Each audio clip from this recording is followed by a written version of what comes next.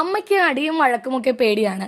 ഞാൻ ബിഗ് ബോസിലേക്ക് പോവുകയാണെന്ന് പറഞ്ഞപ്പോഴും അമ്മ ആദ്യം പറഞ്ഞൊരു കാര്യം ഇത് മാത്രമായിരുന്നു: മോനെ, അവിടെ ചെന്നാൽ അടിയും ബഹളമൊന്നും ഉണ്ടാക്കരുത്, മര്യാദയ്ക്ക് ഇരിക്കണമെന്ന്.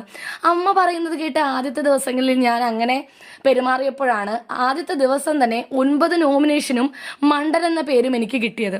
അപ്പോൾ എനിക്ക് മനസ്സിലായി, ഇനി അമ്മ പറഞ്ഞ പോലെ നിന്നിട്ട് ഇവിടെ കാര്യമില്ല. ഇത് വേറൊരു ലോകമാണ്. ഇവിടെ പിടിച്ചു നിൽക്കണമെങ്കിലും ജയിക്കണമെങ്കിലും പാവമായിട്ടിരുന്നിട്ട് ഒരു കാര്യവുമില്ല.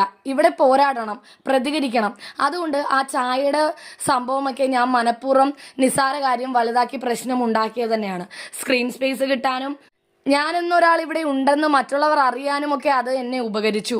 അതുകൊണ്ടാണ് അന്നു മുതൽ ഇന്ന് വരെയും എനിക്ക് ഇത്രയും അധികം വളരാൻ സാധിച്ചത്. അല്ലെങ്കിൽ ഞാൻ അമ്മ പറയുന്നത് കേട്ട് നിന്നിരുന്നെങ്കിൽ ഞാൻ എന്നെ ഔട്ടായി പോയനെ എന്നാണ് ജിൻഡോ പറയുന്നത്. കഴിഞ്ഞ ദിവസം ആദ്യം മുതൽ ഇന്ന് വരെയുള്ള നിങ്ങളുടെ വളർച്ചയുടെ ഗ്രാഫ് ഒന്ന് വരച്ച് അതൊന്ന് വിശദീകരിക്കാമോ എന്ന് ലാലേട്ടൻ ചോദിച്ചപ്പോഴാണ് ജിൻഡോ ഇത്ര വ്യക്തമായി തന്റെ ഗ്രാഫ് പറഞ്ഞത്. എല്ലാവരും നല്ല രീതിയിൽ പറഞ്ഞു എന്ന് പറഞ്ഞെങ്കിലും ജിൻഡോയ്ക്ക് മാത്രമാണ് ലാലേട്ടൻ വെരി ഗുഡ് പറഞ്ഞത്. തുടക്കത്തിൽ തന്നെ ബിഗ് ബോസ് എന്ന ഗെയിം എന്താണെന്ന് മനസ്സിലാക്കി അതിനനുസരിച്ച് കളിച്ചത് കൊണ്ടാണ് ഞാൻ ഇന്ന് ഇവിടെ എത്തിയതെന്ന് ജിൻഡോ വ്യക്തമാക്കി. അത് ശരിയാണെന്ന് പ്രേക്ഷകരും സമ്മതിക്കുന്നു. എന്താണെങ്കിലും ബിഗ് ബോസ് അപ്ഡേറ്റുകൾക്ക് വേണ്ടി നമ്മുടെ ചാനൽ മറക്കാതെ സബ്സ്ക്രൈബ് ചെയ്യുക.